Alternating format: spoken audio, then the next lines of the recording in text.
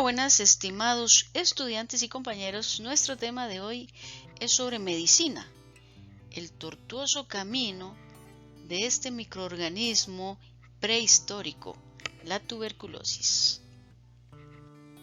La tuberculosis es una infección bacteriana causada por el Mycobacterium tuberculosis. Eso lo sabemos hoy en día.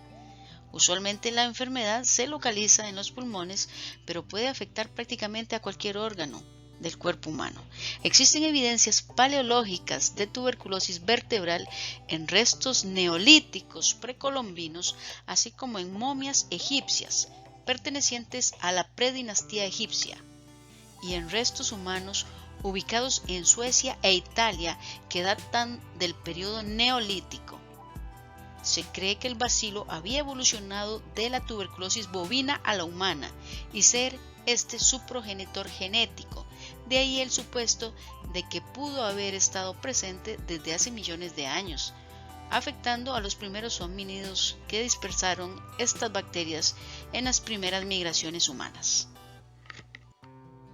Las primeras crónicas escritas de la enfermedad, como la descripción de la escrófula o el tratamiento recomendado para la fiebre lenta consumidora, aparecen en las civilizaciones asiáticas entre los años 3000 a 1500 a.C. El primer autor clásico en mencionar la tuberculosis alrededor del año 440 a.C. es la obra más famosa Historiae de Heródoto, a quien se le conoce por ser el padre de la historia y la historiografía en Occidente. Relata cómo uno de los generales de Jerjes abandonó la campaña contra Grecia debido a su agravamiento en lo que se conocía como la tisis. Tiempo después, Hipócrates, en el siglo V a.C., narra en sus escritos, específicamente en su libro Tratado sobre las enfermedades, designándole el nombre tisis, que quiere decir consunción. Describe la fase hipocrática, el temperamento éctico y la fiebre vespertina o fiebre éctica. La define como la enfermedad más grave de todas, la de curación más difícil, la más fatal. Cuadro clínico caracterizado por la supuración pulmonar y su posterior ulceración, evidenciando con ello que la enfermedad es más frecuente en hijos de padres afectos, por lo que le atribuye un patrón hereditario. Pero Hipócrates desatinó en su hipótesis etiológica y fue Aristóteles quien propuso posteriormente y por primera vez la posibilidad de un contagio entre humanos a través de la respiración. Por otro lado, el poeta y filósofo romano Tito Lucrecio Caro, en los años 60 y 70 a.C., publicó un poema llamado Sobre la naturaleza de las cosas.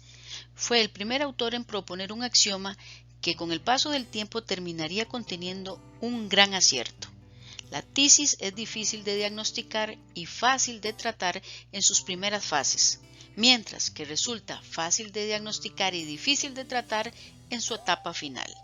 En el siglo II, Galeno, el padre de la medicina, catalogó la tuberculosis dentro de las enfermedades transmisibles y planteó medidas terapéuticas que se mantendrían durante muchos siglos, entre ellos las gárgaras con ácido tánico mezclado con miel para evitar la hemoptisis, el uso de opio como antitusígeno, la dieta y el reposo. En el mismo siglo, el médico romano Areteo de Capadocia fue el primero en describir de forma rigurosa los principales síntomas de la enfermedad: febrícula vespertina, diaforesis, síndrome constitucional y una expectoración hemoptoica.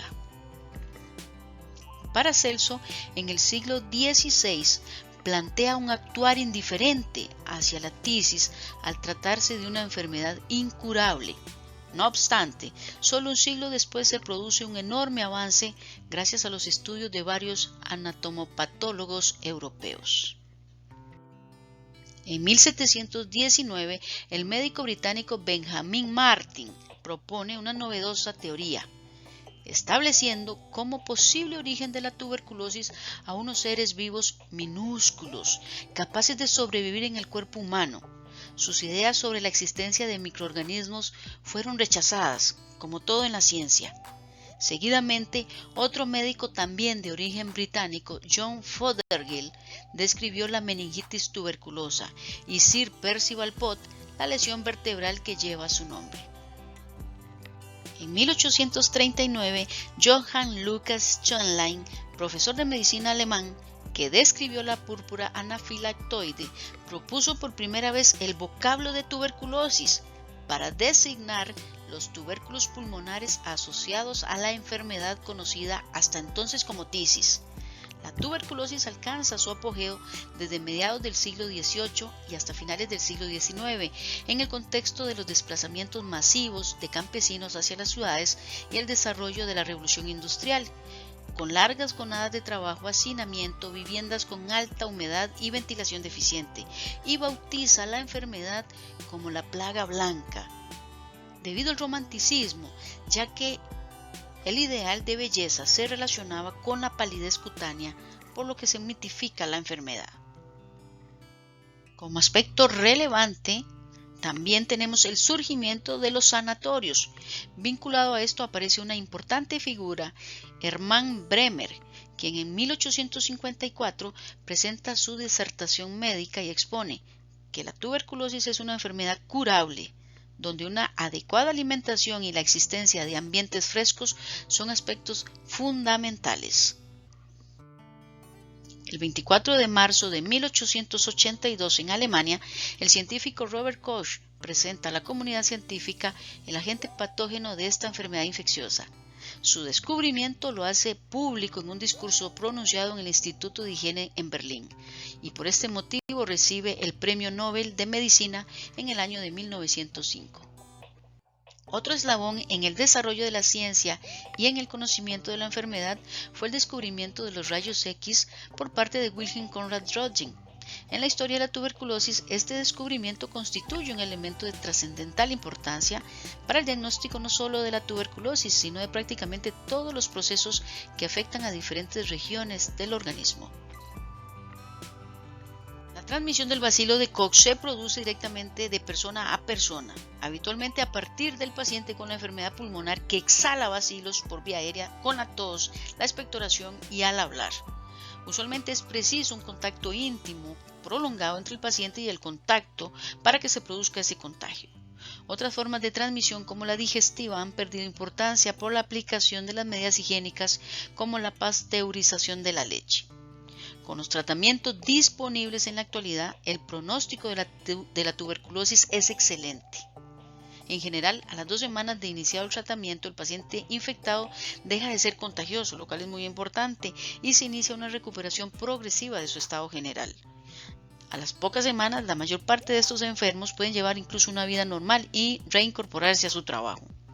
Muchachos, es importante una evaluación de un paciente con sospecha de tuberculosis, incluir una completa historia clínica, una exploración física detallada, una prueba de tuberculina, una radiografía de tórax y un adecuado estudio microbiológico. En relación con el esquema terapéutico, el esquema ideal no existe. El tratamiento más idóneo debería reunir requisitos como alto poder bactericida, alto poder esterilizante, bajo número de recidivas, bajo coste y una buena aceptación y tolerancia, algo difícil de lograr. La pauta de 6 meses es actualmente considerada de primera elección, seguida de una fase de continuación. Primero, una fase inicial, 2 meses, luego una fase de continuación con baciloscopías negativas, con un tratamiento de 6 meses si el paciente responde bien a los medicamentos. Recordemos que no toda persona infectada por el bacilo de Koch desarrolla la enfermedad tuberculosa. La gran mayoría de las personas sufre un cuadro asintomático o asociado a síntomas leves idénticos a los de una infección respiratoria viral, a una gripe, que cede espontáneamente, pudiendo dejar alguna cicatriz en el pulmón o en ganglios linfáticos. Este cuadro se denomina primoinfección o tuberculosis primaria. Tan solo el 10% de las personas con primoinfección desarrollan finalmente la enfermedad tuberculosa. El 5% la desarrollan en los primeros meses de la primoinfección y 5% la desarrollan tardíamente, incluso pasadas varias décadas. Desde luego, los pacientes tienen derechos, el respeto a la dignidad, a la intimidad y la confidencialidad. a no ser sometido sin permisos previos a tratamientos experimentales, a no ser rechazado ni marginado por alguna enfermedad que padezca, a opinar sobre el servicio recibido sin presiones ni futuras represalias, pero también tiene deberes, el deber de cumplir su tratamiento a cabalidad, de cuidar su salud y buscar ayuda profesional, informar siempre sobre su estado de salud, el pasado y el actual, brindar información sobre cambios inesperados en su estado de salud. Importante, la más importante de todas, informar sobre el total de sus contactos para que estos puedan ser evaluados y no sirvan como foco de contagio. Este fue un pequeño viaje en la historia sobre este malévolo microorganismo. Como saben, este tema es muy extenso, por lo que lo retomaremos en próximos videos. Les espero en la siguiente cápsula.